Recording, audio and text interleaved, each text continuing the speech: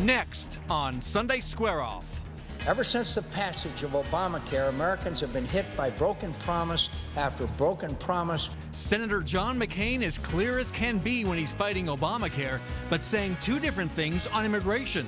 And Kirkpatrick still has the pair of boots she bought while growing up in the White Mountains. While Senate opponent Ann Kirkpatrick is still introducing herself to voters.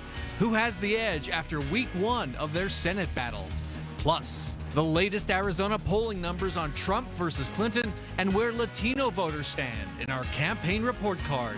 Then, this was all about disenfranchised voters and making sure every vote counts. Does Christine Jones's court fight in CD5 tell us every vote doesn't count?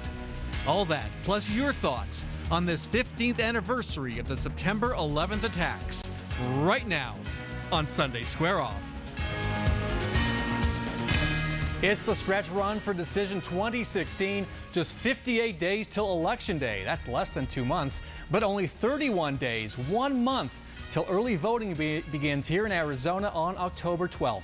Here is what the polls are telling us right now.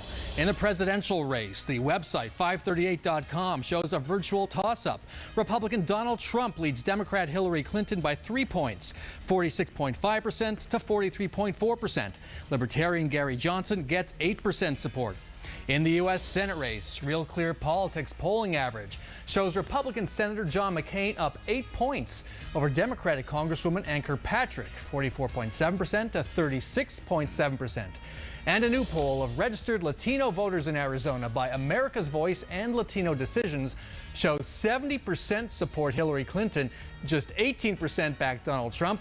In the Senate race, Ann Kirkpatrick leads John McCain among Latino voters, 57% to 31%.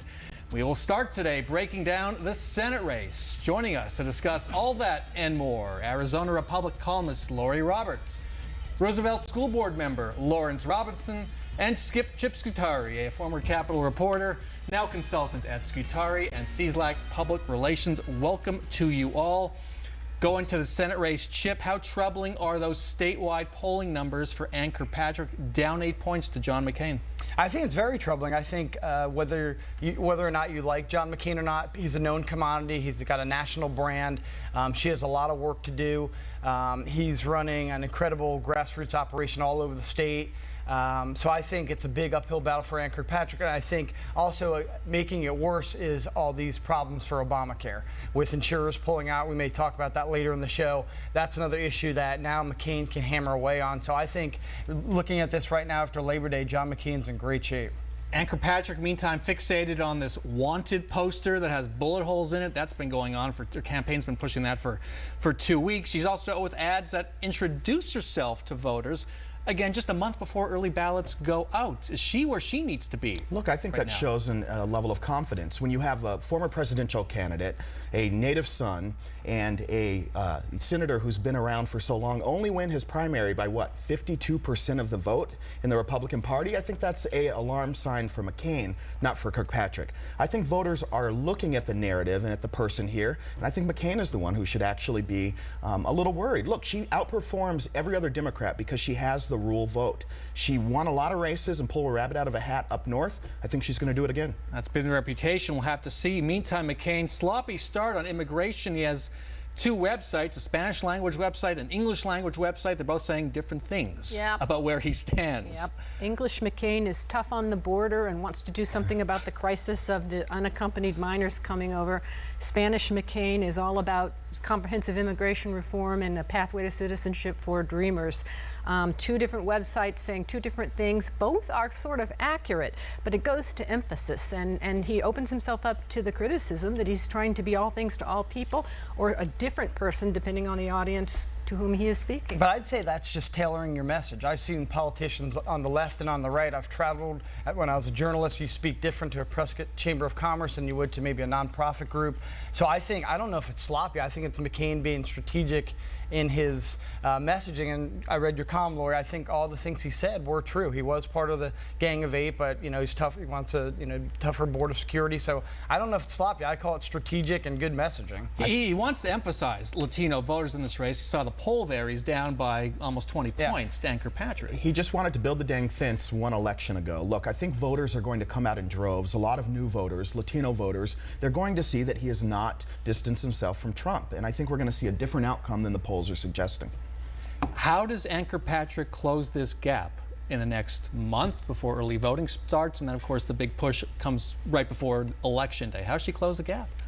Well, she's going to have to hang her hat on Hillary, because I really think that depending on who comes out ahead in that presidential race, who comes out to support whom, that's going to have a big impact on this race. I think her biggest problem is, though, that a significant number of Arizona voters still don't know anything about her. And yet another ad with her showing her cowboy boots. Yeah, we get it. You're a native daughter.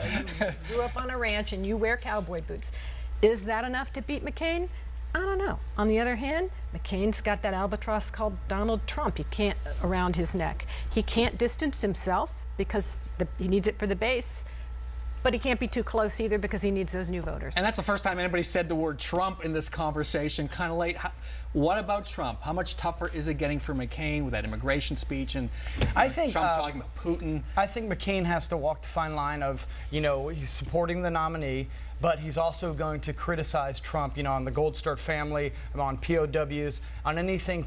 Anytime Trump says something completely idiotic, I think John McCain will criticize him. So he can walk that line. I think because he's a known commodity, he can get away with that. Look, he's losing his maverick spirit, and I think that Senator Jeff Flake is the complete opposite and is showing himself to be a statesman. I think every day Jeff Flake speaks, it hurts John McCain. All right. When we come back, John McCain is hitting Kirkpatrick hard over Obamacare insurers who are bailing on Arizona. How potent is that attack against Democrats?